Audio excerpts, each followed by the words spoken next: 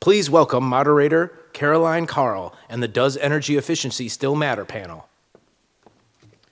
All right, we made it. Last panel between us and Pauhana, right? Yeah, that can get a round of applause. So, my name is Caroline Carl. I'm the Deputy Director of the Hawaii Energy Program, and for those of you who are not familiar with the programs here in Hawaii, we are the third-party administrator of the energy efficiency portfolio under contract with the PUC. So more simply put, we help families and businesses make smart energy choices.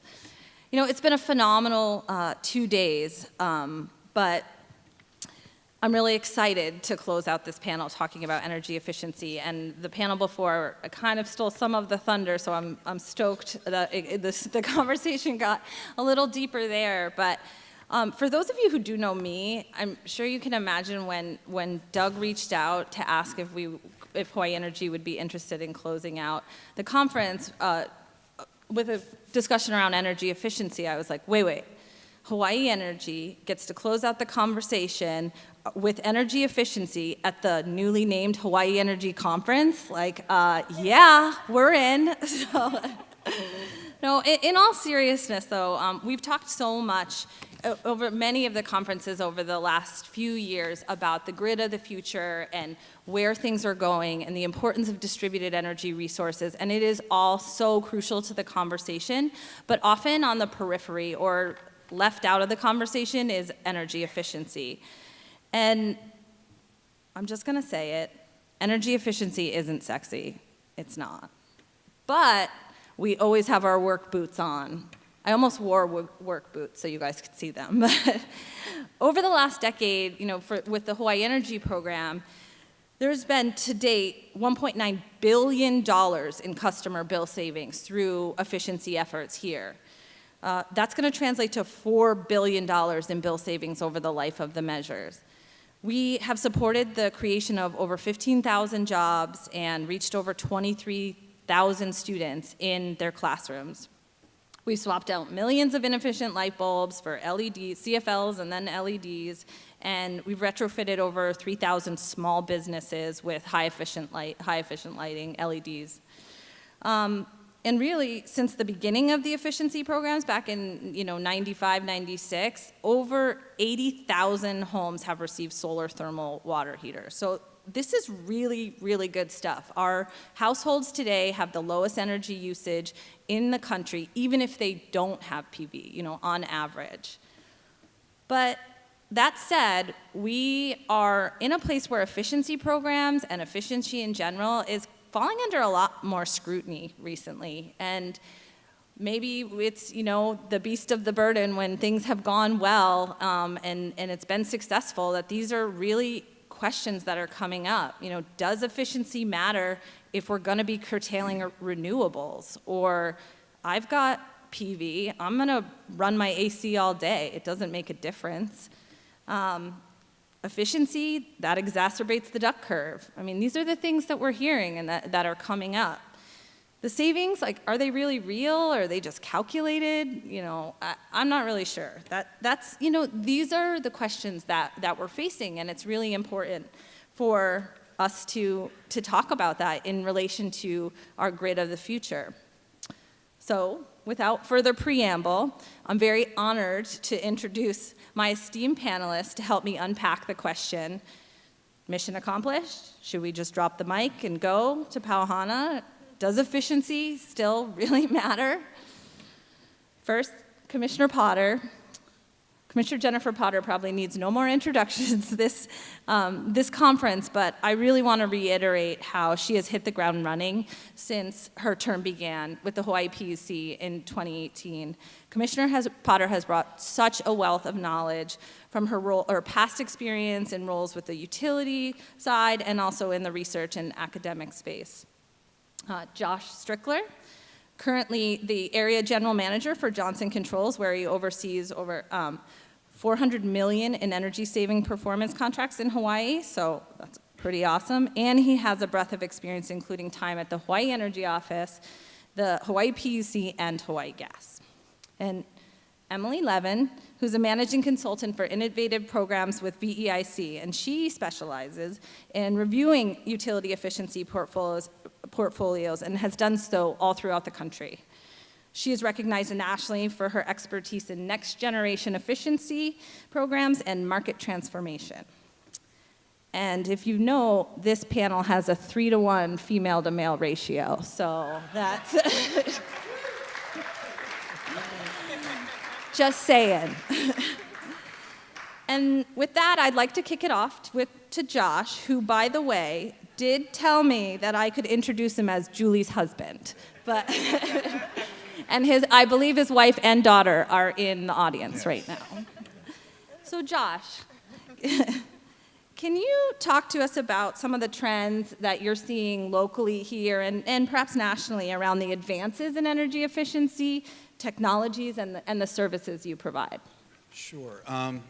So upstairs in the exhibitor hall, I don't know if anybody took the chance to stop and count the light bulbs up there. Okay, nobody else did but me and maybe some of the other lighting geeks here. Yeah, just me. But there are 58 light bulbs up there. They're incandescent bulbs, and they're 75 watts. So there is a whole, they're still lighting incandescent bulbs in Hawaii. And so there's a whole lighting opportunity up there in the ceiling. And one of the things that we're seeing a big trend in is what we're calling connected lighting. So what you can do is, instead of just simply going in and taking out those 58 incandescent bulbs that are up there still and replacing them with LEDs, is you put in smart connected fixtures. And what that does is it creates a network up in your ceiling, and then you can use that for all sorts of things. It's basically, it creates a mesh network that you can use for your Wi-Fi systems to do gunshot detection in schools, to do RFID tracking within hospitals. So there's a whole trend that we're seeing here and in the mainland, where they're taking this energy efficiency opportunity and then stretching it out to say, what else can we do with this now that we're upgrading this whole system in our building? And so that's one of the things that we're marketing and bringing to market now. That's awesome. Emily, I was thinking you could talk a little bit more about, from the policy level, what kind of things we're seeing nationally and other trends just for programs. Sure, and I just want to say, as I'm starting, aloha. I'm so happy to be here. I got the invitation to come to Maui during the middle of winter in Vermont, so it was an easy yes for me, and it's just a delight to be here with all of you. So the trends that we're seeing nationally, I think I'll actually start by expanding on the technology side, because that's really influencing what we're seeing going on in programs and ultimately in policies. So Josh mentioned the trends we're seeing with big data. Everything's got Wi-Fi in it, everything's got sensors in it. A huge trend affecting the energy efficiency industry is the transformation of the lighting market more broadly. There's still enormous savings opportunities there, particularly in the commercial market. But in the residential market, it's actually a big success story, such that probably it's not going to make sense to actually incentivize even LED light bulbs within the next couple of years. And that's been kind of our foundational measure in energy efficiency programs nationally. Like 50 to 70% of the savings in programs is coming from lighting. And so if you face no longer being able to kind of count the savings or focus on that in the programs, that actually presents quite a large challenge to energy efficiency programs, and that's prompting a lot of other thinking, which is, are we done then, or is there more to do? And the answer clearly to me is there's a lot more to do, we're not done, but it's prompting a focus on diversifying energy efficiency portfolios and doing a lot more with HVAC, refrigeration, motors, pumps, all sorts of other kinds of measures, also behavioral changes. And I think the work that Josh does is very indicative of kind of a broader trend, that those savings opportunities are increasingly in systems rather than widgets. So it's not just in the efficiency of products or equipment, but in how all of those things work together. And so figuring out how we can really tap into that as a resource is a huge focus nationally. And as we do that, there are also really key opportunities to integrate with distributed resources and really build that out. And so what we're seeing on the policy level is a lot of states really grappling with how energy efficiency programs should evolve and whether they still make sense in the context of not being able to rely on lighting, which was our very low cost, very high savings measure for so many years, and where do we go after that? And I think we'll talk about where we go as the panel goes. Do you have anything to add, Commissioner Potter?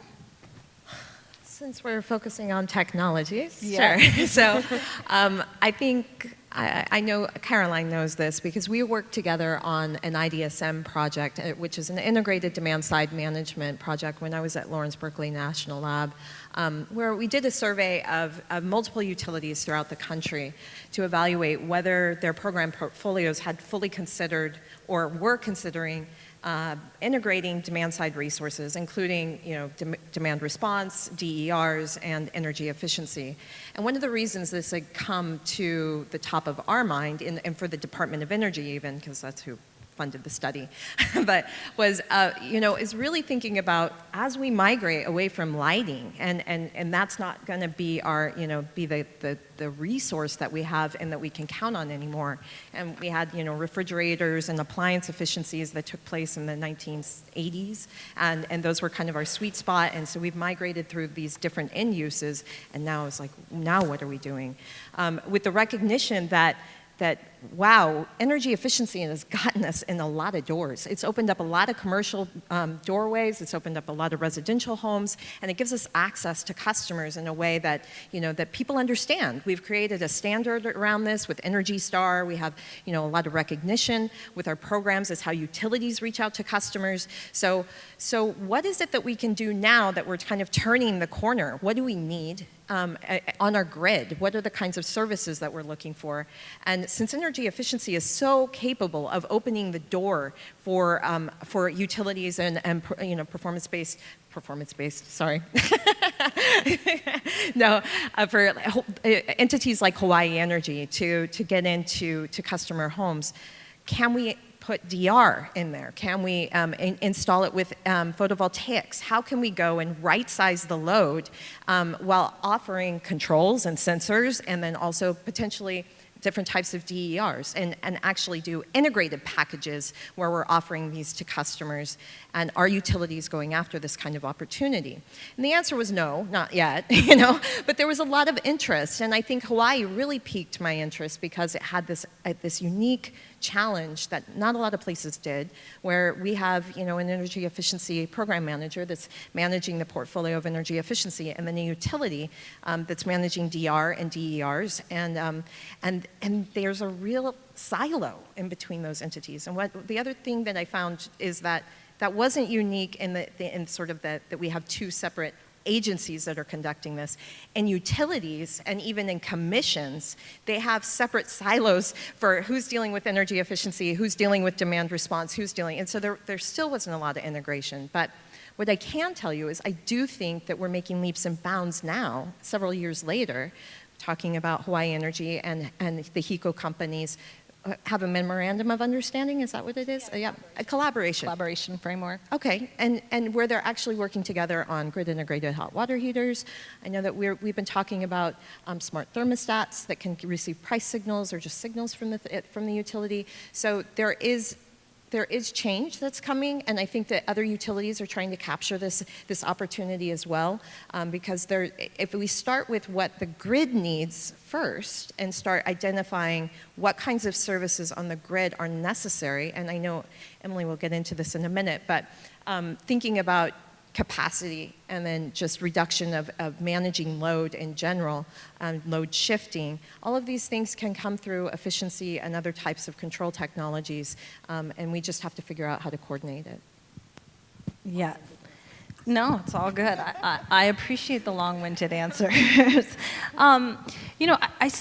There are still cuts to efficiency programs throughout the nation, and there are still questions being raised about their effectiveness, or have they run their course. And I'd like to better hear, maybe Emily, you can start us off of what are these questions? I mean, to me, living and breathing, it seems like there's so many more opportunities, but why do these questions keep coming up, and where is that happening, and what scenarios?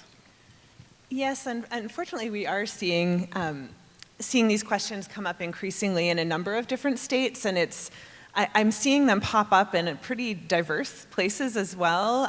So states like Arizona, Ohio, Nova Scotia, even Vermont. And I think they stem generally from utilities saying, we've got this duck curve, we've flattened loads, why do we need energy efficiency anymore? They talk about negative pricing.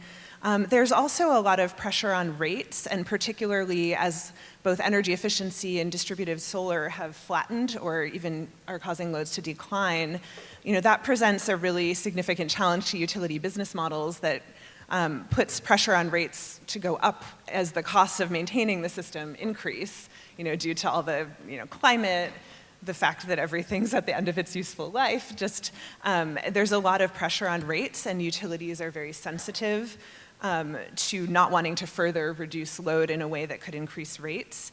And then we've also seen instances where some of our utilities are locked into long-term supply contracts such that if you keep doing energy efficiency, they can't actually, they're long on power, they have too much supply, they can't actually, receive any benefit from that. So these are real issues and concerns, but I do think sometimes they can be a bit disingenuous. For example, in some states we're hearing, utilities talking about negative pricing and they're, as though it's kind of a dominant situation or as though we're already at 100% renewable energy, and the reality is we're actually very far from 100% renewable energy now. And they're also talking about those few hours of the year where there's a negative pricing or kind of an overproduction situation, as though it's kind of the standard situation is happening all the time, and it's really just a few hours a year, and in the other 95% of the hours of the year, energy efficiency still provides a lot of value. So there is, I think, some issues around the way people are thinking about this and some timing challenges that are causing some breakdowns. One particular case I can mention is Arizona, where Arizona Public Service, the utility there, in their integrated resource plan, proposed a very dramatic reduction in energy efficiency, essentially for these reasons, saying we have a lot of solar, we're having negative pricing, it's not really needed, we need other DERs that are flexible and dispatchable, and yes, we need those other DERs, but it's yes, and we still need energy efficiency. And there was a lot of work done in Arizona to demonstrate the value of energy efficiency, and to the extent that the commission there actually rejected Arizona Public Service's IRP, their integrated resource plan, and said they needed to go back to the drawing board and it didn't make sense to cut energy efficiency that much. Josh, from your perspective, do you think at a customer level people are grappling with this either or does it continue to be an yes and we need it all?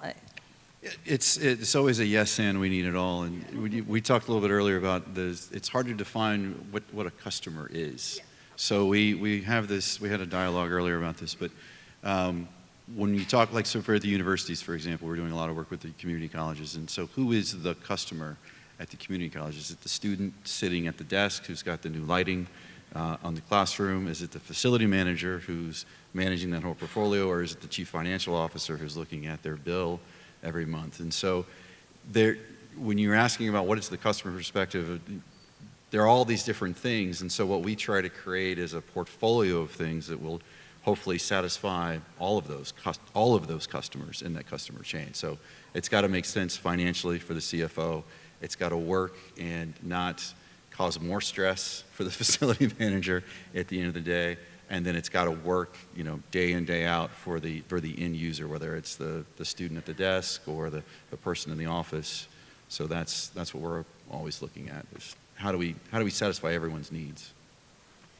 So I would like to explore, when is efficiency at odds with the integration of renewables, or is it really? And, Emily, I think you brought some slides that could help us walk through some scenarios. I did, and just a few, and I'll try to move through them quickly, and I tried to focus on things that, you actually needed to look at something to make sense of it, and I brought some data from Vermont. I don't know how well you can all see that, but you might say, well, what does Vermont have in common with Hawaii? And oddly enough, Vermont actually has quite a duck curve We have very high rates of solar PV, distributed solar in Vermont, and we have a duck curve, and it's growing quickly or quackly, as the case may be. You can actually see in the presentation the lowest line on the right is the most recent year. So the duck is rapidly getting more extreme in Vermont, and that is the cause of some of the concerns that utilities have had, and it's also caused us in Vermont to really look at, well, how do we really think about how energy efficiency can be part of the solution to these challenges. So some of you may have seen, or some of you who are regulatory geeks may have seen this report by the Regulatory Assistance Project called Teaching the Duck to Fly, and I've got an image from it here. And so teaching the duck to fly is flattening the duck curve, so the duck is taking off into the air.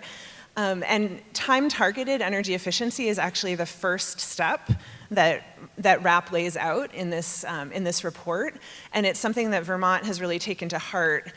So I'm going to show some data that we've generated in Vermont where you can actually see the impacts of energy efficiency measures over time, such that we can actually figure out which of them are the most useful to smoothing our duck curve. And we have the benefit in Vermont of having AMI, or smart meter data, advanced metering infrastructure. We have actually pretty complete AMI deployment across the state, and for almost 10 years. And so we actually have a lot of experience working with that data and using it to really benefit customers and figure out, how can we use this rich data source to better improve customer service and do more with energy efficiency. So just a quick background of what you're going to be looking at. So I'm going to be showing you some curves of savings across day. So what this graph is showing is time of day, so the 24 hours of the day. And what it's showing is kind of the energy savings shape, the shape of the energy savings that a specific measure is providing. So we use data from, I believe it was 2015 compared to 2017, so pre-post and energy efficiency installation, and then on the right side, in purple is the savings. So higher is better, higher is more savings, and then it's showing where when the savings are happening over the course of a day. And then we also compared to a control group to make sure that this wasn't something that was happening in the wider environment, but it was actually due to the efficiency measure. So that was factored in as well. And as a reminder, we can really only do this because we have that AMI data that gives us, interval 24-hour data showing us this level of detail. So here's the actual data. So here's LEDs on a high-stress cold day. I hear you guys had one a couple months ago and got a bunch of snow, but this might not be a typical case here in Hawaii. But basically, the purple on this graph is the demand curve, so Vermont's demand on kind of a high stress to the grid winter day. So you can see the peaks in the morning and then the evening with this steep ramp up into the evening. And then the blue is the savings from LEDs and how those map over time. And so actually what you can see is that the savings generated by LEDs, there's more of them when the peaks are higher. So LEDs are actually a pretty valuable measure for addressing some of our time-dependent peaks. And that kind of makes sense because you tend to turn on the lights when it's darker in the morning and then when you get home in the evening. And so there is pretty good alignment with when that measure is used and thus when you can save energy.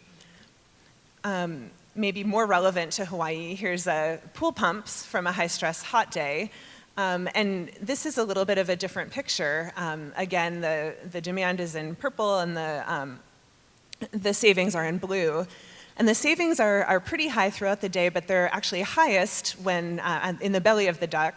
So that's not that helpful because you don't really need the savings at that time. So that's good to know. It's helpful for planning, but I also think it's important to note that there are still pretty high savings, not as high, but still significant in the morning and the evening. So with this measure, while it's maybe not as helpful in the middle of the day, there might still be ways it's helping to flatten the ramp in the duck and teach the duck to fly. And then shifting gears to kind of another type of modeling that we've done in Vermont.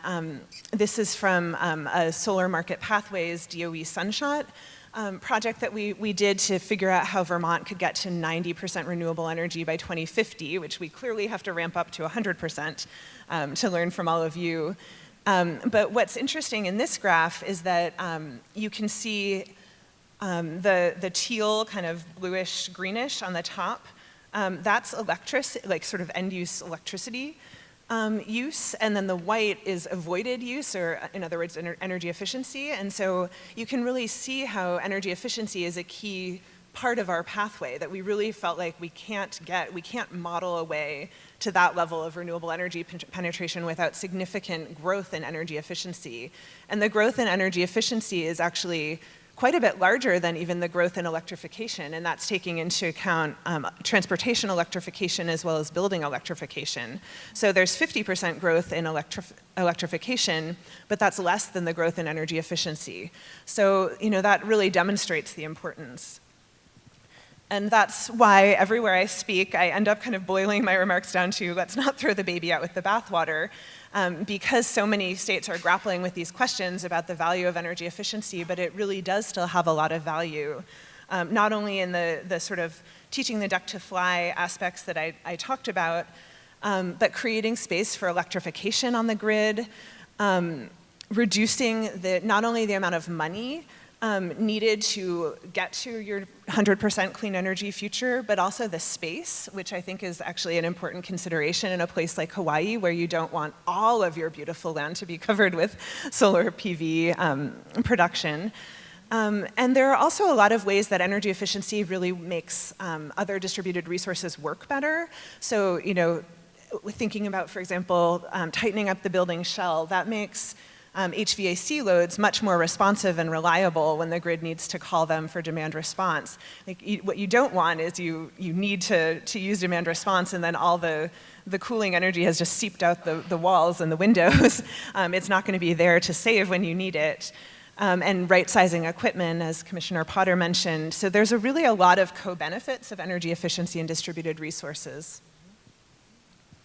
Thanks, Emily. So one of the other things that's come up multiple times, and especially in relation to its exponential growth and in relation to solar, is storage, customer-sided storage, and how quickly it's growing on the commercial and the residential side, and prices are falling. So is this going to be the game changer for energy efficiency? Like, is it, once storage really, the costs come down and they are competitive, will we start to see a phase out of the need for energy efficiency? So, Commissioner Potter, what do you think? So my one claim will always be, when it comes to energy efficiency, there's absolutely no excuse to waste energy. There's no reason. I don't care if we have everything's coming from renewable, if we've got great big batteries that can store all the power that we might possibly need. Using energy inefficiently is not good for consumers, it's not good for the economy, it's not good for the environment, and I don't care where it comes from. It's just not. We need to optimize how we use energy. And then there's really no excuse why we shouldn't focus on that. Everybody wins. If you oversize your solar panels, and because you haven't right-sized the consumption within your home, then you're buying too much PV. And if you buy a big battery that can store up all that capacity so that you can inefficiently use that energy, it just doesn't make sense. So somebody's paying for it, regardless of whether it comes from utility scale or it comes from your own roof. It's really not. It's kind of like, we got to do our job, right? So batteries don't. Her fist is very strong right now. So it's kind of irrespective of what the service that they can provide to the consumer at that ends. I don't think that's the right question. Can we use those batteries for something else? Sure, that's great. If we have extra capacity in the batteries, let's use it for good services. Let's not use it to serve load that's excessive. Let's still right-size that. So yeah. Josh, you look on the edge of your seat. Yeah, so you used the word big a couple times in there, which always makes me nervous. So you brought off a little bit of my history. So I was at the energy office and the PUC before and the gas utility. So I've seen big wind and big cable. I've seen big LNG. I've seen big biofuel. I've seen big utility. All of those have kind of come and gone in Hawaii and failed. And so whenever we start talking about the next big idea or the next silver bullet, I just kind of pull back a little bit. I'm like, okay, we've been down this road many times. There is no one silver bullet. So yes, storage is coming down, but the commissioner's right. We've got to right size your load and then look at what you're going to do with the battery and the solar. And that's how we were able to get Maui College to 100% renewable. We didn't go out and say, we're going to stick as many solar panels and as many batteries as we can and get this to 100% renewable. And we said, no, let's right size the lights, let's right size the HVAC, let's right size the transformers. Let's look at the entire portfolio and then go design the batteries and the solar to get to 100% renewable. So I don't like the idea of any like big one solution that's going to solve this, save us. Just to really quickly underscore those points, I once read an article, and this really resonated with me, that as we move towards 100% renewable energy over time, clearly we're not there yet, energy efficiency shifts from being a carbon reduction pathway to a cost reduction pathway. And I think that's an important way to think about it. Great point. So shifting gears a little bit, we have had some conversations throughout this conference, and it's incredibly important. I'm very passionate about serving all customers types, residential, commercial, all the different demographics, and ensuring that there is equity and everyone has access to these services. So what do you think from an energy efficiency perspective needs improvement? Like let's start with what's been done well and what needs improvement with how we better help our entire community move forward in this clean energy transition. Sure. There's actually a lot that has been done well. Energy efficiency, there's increasing research about the many co-benefits of energy efficiency, like improved comfort and health. And this is another reason why storage isn't a be-all, end-all solution, because energy efficiency is serving all these other needs that customers have at the same time. And they're still going to want those things. They're still going to want comfort and better indoor air quality, even if there's some large battery in the system somewhere. So, we've been doing that for years, and actually it's reminding me that I wanted to make a plug. We heard a mention of the solar jobs report nationally, and not to compete with solar, but energy efficiency has actually quite a few more jobs than solar nationally, 1.9 million jobs nationally, and 3/4 of the clean energy sector jobs are in energy efficiency. And there's a similar report by E for the Future that quantifies the energy efficiency jobs by congressional district. That's a great resource if anybody's trying to make a policy case for efficiency. And a lot of those are jobs that are like right in the trades and are benefiting a lot of, there's a lot of workforce development, clean job opportunities around energy efficiency. In particular, the health benefits of energy efficiency are increasingly in emphasis, really recognizing them and quantifying them as part of cost-benefit tests.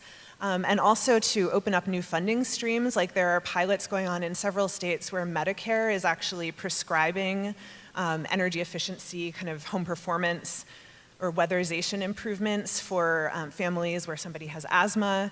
And that opens up the opportunity to actually have Medicare pay for some of that work. So there's some states that are really on the cutting edge of that, which is really exciting and would have huge benefits. And I guess the last thing I'd add is that as we think about how Hawaii can get to its clean energy future, I think it's important to remember that we have a resource in Hawaii Energy that works directly with customers of all types and really has a huge focus on serving the harder to reach and harder to serve customers, both small businesses and lower income and and other people that are harder to reach. And that's something we can really build on as we're trying to now expand into other types of distributed resources. So the project that around lunchtime talking about installing chargers in multifamily buildings so that they're accessible to renters is a great example of that. So we've done that with energy efficiency for years, and now we're finding ways to do that with other types of distributed resources. That's great. So what needs improvement? So wait, can you toot your own horn a little bit about the program, speaking of hard to reach customers, and the work we heard from Molokai today? Yeah, And there's been a lot of good stuff. Yeah, I talk think about hard to reach, right? I mean, everything's by barge, right? Right, so right. Tell us so about what we you focused on a lot of the improving access to appliances, and trying to influence the supply chain to and really subsidize the shipment of high efficiency appliances to Molokai. And this year we're doing a trade up with Pulamalani as well, and where I think we're always trying to raise the bar and figure out like what is it beyond just the widgets that really can help to bring more economic development, local jobs. So that's definitely something. I really just wanted you guys to help give me ideas for a moment. But we did. So this is something that continues to be a focus for energy efficiency and for all of our clean energy evolution. And I want to be sure we leave some time for questions from the audience, because we've got a couple that have come in. But we're not really talking about energy efficiency as we have been in, when the Hawaii Clean Energy Initiative was originated in 2008, 2000, and the programs came online in 2009. And it's no secret that the measurements of program success have remained quite static. And first year kilowatt hour saved, that's how, and while that remains very, very important, what are some thoughts about how we change how we measure success? And I actually want to start with Josh, because you guys are doing, so you're helping customers with dollar savings, but are there other ways that you measure success? And Well, you're dating me a little bit here. I was there in 2007 and 2008 when we were Writing it all out. this stuff at the energy office. Thanks for that. Yeah, showing my age a little bit there. But how are we measuring success with energy efficiency? So it's there's a lot of ways to look at that. Again, when we go back to that, who is the customer? Who is the end user? So if you're looking at the CFO level, it's obviously the savings that are coming in the door. If you're looking at the facility manager as a customer, there's a lot of aging infrastructure out here in Hawaii, and there's a lot of buildings that are getting older. So you're putting in new, reliable equipment, and that facility manager is able to sell that opportunity to the CFO, that decision maker, by saying, hey, it's going to save us money. But by the way, I get a new integrated building. I get a new, easier to operate, easier to maintain system. And then if you, again, taking it down to the student level, you get a better learning environment. You get better lighting. And we can do all sorts of things with the controls now so that it's brighter in the morning or maybe dimmer in the afternoon, and really kind of help that learning environment. Or even in hospitals, we have the same thing where the lights we put in help with the healing process. So there's a lot of different ways to kind of look at what is the efficiency bring to the table, but it's becoming less about how much money can we save and how many kilowatt hours can we save, but how can we make the overall experience for the customer better? And that's what we've been working on. Can I follow up on that? And that brings up kind of an interesting tension that I'm seeing in a lot of different states kind of come up around energy efficiency and how we measure success. There's kind of two strands going on in the industry where, on the one hand, there's a lot of work, like the slides that I showed, making energy efficiency more of a firm resource, a reliable resource to the grid, and measuring it in real time and at the meter, and exactly when it's happening, and the grid people believe it. So there's that trend of procuring energy efficiency, pay for performance, really making it kind of part of truly a grid resource and integrated with other distributed resources. And then there's sort of a trend toward all the broader societal benefits, the health benefits, the benefits to vulnerable populations and communities. And that's kind of over here, and there's a lot of societal benefits from that, but the extent to which it makes sense to put the cost of all of the programs on the utility ratepayer is sort of where the tension comes in. And I think Commissioner Anthony talked about that this morning as she was trying to grapple with that, because we're recognizing that there are all these societal benefits. I actually was at an event in New Hampshire with somebody from Europe, and he's like, that's why that should all be funded by taxes.